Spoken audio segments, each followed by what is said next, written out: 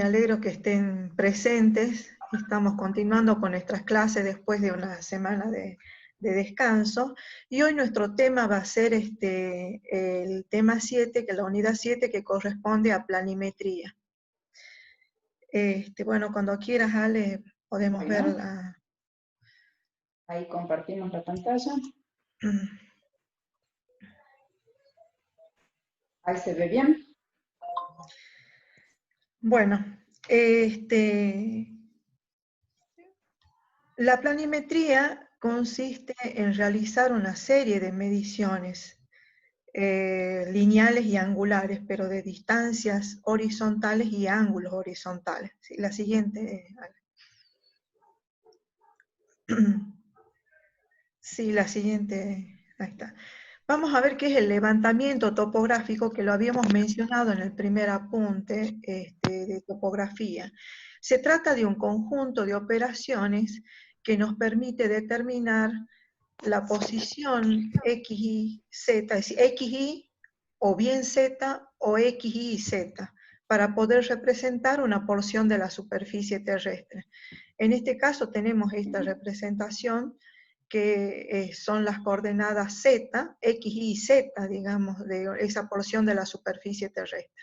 Sí, en general lo quiero aclarar porque generalmente uno piensa que la representación solamente, cuando hablamos de representación plana, significa representar en un plano, en un papel, pero corresponde al dibujo de, digamos, del modelo tridimensional de la superficie terrestre. Sí, adelante. Bueno, el conjunto de operaciones se conforma de las tareas de campo y de las tareas de gabinete. Es decir, a eso se refiere cuando hablamos de conjuntos de operaciones. O sea que hay que hacer un levantamiento, un relevamiento de datos, de medidas, tomar datos, y luego procesar esos datos en gabinete y confeccionar el plano. Sí. Bueno, en planimetría particularmente tenemos tres métodos planimétricos que pertenecen, que digamos que se aplican en diferentes redes. Pero, ¿qué es el método planimétrico? El método planimétrico, dijimos entonces, que se trata de realizar trabajos de campo y trabajo de gabinete para poder obtener las coordenadas planas del levantamiento realizado. Podemos hablar de varios métodos planimétricos. El primer método es la primera red es la red trigonométrica o triangulación. Esta red trigonométrica está conformada por triángulos de grandes distancias, donde el método que se aplica es el método de intersección. En la figura sería la aplicación de un método de intersección. La segunda red es la red topográfica o poligonación. Dentro de esos grandes triángulos se realiza el levantamiento de la red topográfica o poligonación. El método que se sigue es el método de itinerario, es decir, se miden las distancias y los ángulos. Esos polígonos pueden ser polígonos cerrados o un polígono abierto. La tercera red se denomina relleno. Como generalmente tanto los triángulos como los polígonos son grandes, hay detalles que se requieren levantar para complementar, digamos, la información que se requiere para la confección del plano. Y ahí es donde aparece la tercera red, donde se aplica la radiación, ese método que se denomina radiación, que es el que se aplica para pequeñas superficies, es decir, para levantar terrenos, o sí, una superficie de áreas, digamos, no muy extensas. Sí, seguimos con... Bueno, acá vamos a hablar de los sistemas coordenados que se usan en topografía y del rumbo y el azimut. Como la representación que uno quiere obtener o los resultados que se desean obtener son las coordenadas X, Y en los métodos planimétricos, necesitamos trabajar con un sistema coordenado, un sistema de coordenadas, donde el eje principal es la dirección norte-sur.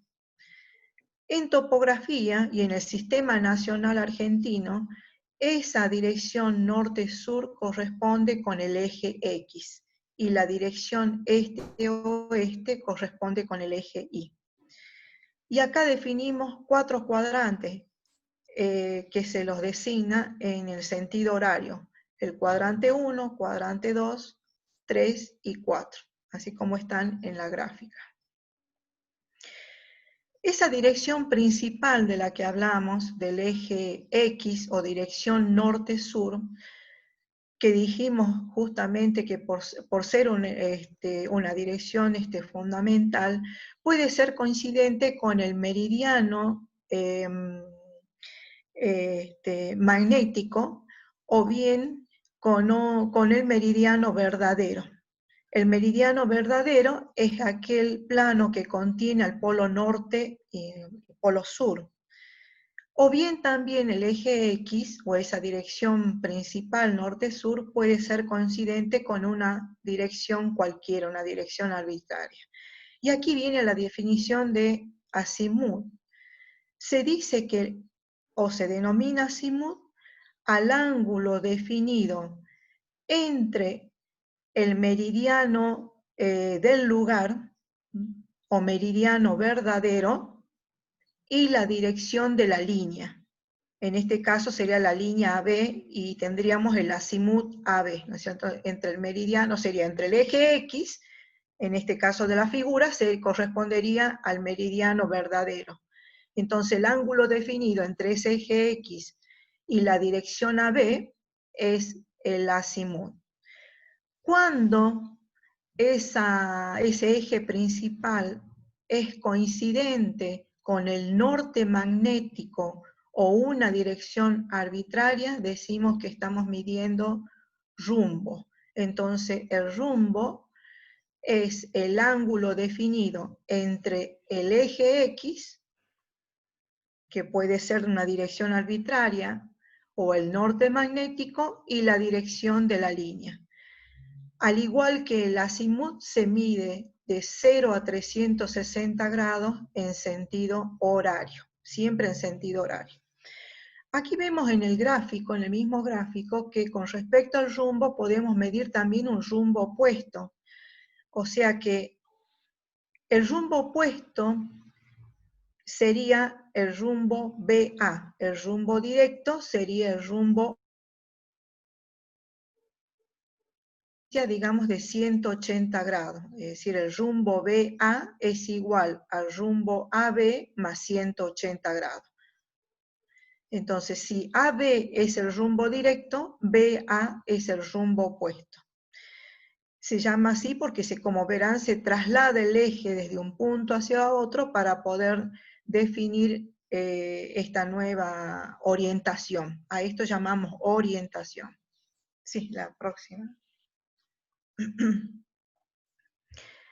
Bueno, hay otro tipo de rumbo que se denomina rumbo de cuadrante. Es el ángulo definido entre la dirección norte-sur y que se mide desde el norte hacia la línea o desde el sur hacia la línea. Acá tenemos desde el sur hacia la línea. Su valor varía de 0 a 90 grados. Acá presentamos nada más que 2 gráficos, pero podemos decir en el primer gráfico que el rumbo de cuadrantes en el primer cuadrante es coincidente con el rumbo de la línea que habíamos visto recién según la definición. En el segundo gráfico vemos que el rumbo completo de círculo completo phi es diferente al rumbo de cuadrante, porque el rumbo de círculo completo es el que se mide desde el norte hacia la línea. En cambio, el rumbo de cuadrante se mide desde el norte o desde el sur hacia la línea. La diferencia es que uno varía de 0 a 90 grados, que es el rumbo de cuadrante, y el otro varía entre 0 y 360 grados. como habrán visto en el gráfico, uno se mide en dirección horaria, que es el rumbo de círculo completo, de 0 a 360 grados. En cambio, el rumbo de cuadrante varía entre 0 a 90 grados y se puede medir en sentido antihorario, como está indicando la ingeniera, o en sentido horario. Sí, ahora sí, pasamos a la... Bueno, estas definiciones nos permiten ahora entrar al método de radiación, que es lo que nos ocupa en esta clase. El método de radiación consiste en determinar las coordenadas planas desde una estación cuyas coordenadas se conocen. O bien, si no son conocidas y hay que definirlas, se prefija un valor para poder realizar el cálculo de las coordenadas planas de los puntos levantados. ¿Qué es lo que se mide de la estación? Se miden distancias topográficas y se miden rumbo. Bueno, pero ¿qué es lo que requiere el método de radiación? El método de radiación requiere de dos condiciones fundamentales para que se puedan aplicar. La primera es que los puntos, todos los puntos sean visibles desde la estación. Y la segunda condición fundamental es que todos los puntos se encuentren dentro del alcance del instrumento.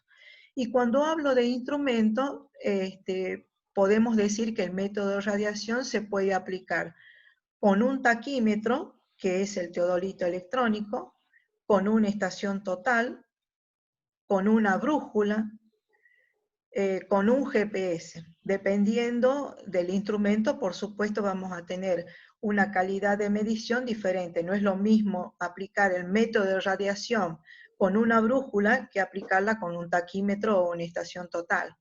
Pero en sí, el sistema es el mismo. Desde una estación donde se ubica el instrumento, se gira el instrumento a 360 grados para poder ubicar cada uno de los puntos del levantamiento. En eso consiste el método de radiación. Bueno, vamos a ver cuáles son los modos de operar en el terreno. El primer paso es el reconocimiento. Es fundamental el reconocimiento en el método de radiación, como en todo método planimétrico o altimétrico o planialtimétrico. En este caso particular, el reconocimiento nos va a permitir realizar o efectuar una buena elección de estación, de tal manera que sean visibles todos los puntos para cumplir con esa primera condición. Y segundo, para elegir adecuadamente todos los puntos a levantar. Según eso vamos a tener un gráfico, un plano, digamos, sin lagunas en su representación. El segundo paso sería la elección de la estación. Bueno, justamente esto coincide con las condiciones. La elección es fundamental porque desde esta estación tiene que ser visible todos los puntos a levantar. Pero además, recordemos que existe una posibilidad en cuanto a la elección de la estación. Puede ser que se tengan las coordenadas, una estación con coordenadas conocidas, y si no se tiene una estación con coordenadas conocidas, se puede prefijar ese valor. O sea que va a ser un sistema que no va a estar vinculado a otro sistema. El tercer paso sería la confección del croquis. Es fundamental el dibujo realizado en la libreta de campaña, donde cada uno de los puntos que se van levantando se van a ir graficando o dibujando según su designación en este croquis. Por eso es necesario inicialmente realizar el reconocimiento para poder dibujar el área a levantar con los detalles que sean necesarios. Digamos, no superponer mucho el dibujo con elementos que no van a ser al plano, sino que con los que realmente se necesite dibujar. El cuarto paso, luego de la confección de croquis, sería la elección de puntos. Esa elección de puntos justamente va a estar en función del objeto del trabajo, es decir, la finalidad del levantamiento está relacionado con la elección del punto y también va a estar relacionado con la escala del plano y desde luego con el instrumento que se va a elegir para aplicar este método de radiación. Y el quinto paso sería el levantamiento propiamente dicho. Este levantamiento, a su vez, digamos, este paso consta de una serie de tareas que sería, primero, la puesta en estación del instrumento. Segundo, sería la orientación del instrumento. Tercera, el tercer paso, realizar las mediciones de distancias horizontales y ángulos horizontales. Bueno, otro de los pasos que tendría que haber anotado acá en cuanto a las tareas de gabinete, bueno, la tarea de gabinete sería el cálculo de coordenada y también la confección del plano. Bueno, en cuanto al cálculo de coordenadas, vemos que tenemos acá en el dibujo un sistema y una línea AB. Como el eje X es nuestro eje principal, la dirección que se mide es el rumbo AB y se mide la longitud de la línea AB, la que sería la distancia reducida o la distancia topográfica. Por lo tanto, el valor o la diferencia de coordenadas entre A y B es igual a la longitud medida por el coseno del rumbo de la línea. Ese es el valor delta de X. Y el delta de Y es igual a la distancia medida, o sea, AB, por el seno del rumbo AB. Recuerden que el rumbo puede ubicarse, o la alineación puede ubicarse en el primero, segundo, tercero o cuarto cuadrante. En este caso el dibujo corresponde al primer cuadrante. Es decir, el signo del ángulo o el rumbo es el que va a definir el signo de delta de X o delta de Y. Si suponemos que A tiene coordenadas conocidas, sus valores XA e Y sub A, entonces podemos obtener las coordenadas de B, conocidas ya los delta de X y delta de Y para cada punto levantado. Por consiguiente, vamos a tener un X sub Y, sí, Alejandra, un X sub Y que va a ser igual a XA, es decir, la coordenada de A, más L por el coseno de phi. Y I sub I, que va a ser igual a I sub A por L por el seno de phi. Bueno, acá particularmente yo quisiera aclarar, porque hay algunos textos que donde el sistema argentino no es coincidente, por ejemplo, con el sistema español, y el eje X es hacia el este y el eje Y es hacia el norte. Entonces, por supuesto que las expresiones matemáticas no son coincidentes. Es nuestro sistema nacional que ha definido de esta manera el sistema coordenado, y esto es lo que nos va a permitir obtener las coordenadas de cada punto levantado. Este método de radiación es el método más sencillo y más simple. Como verán, solamente se miden distancias horizontales y ángulos horizontales desde una estación, y con ello se determinan las coordenadas de cada punto levantado. Bueno, no sé si tienen alguna duda de lo que acabo de decir, si quieren preguntar algo.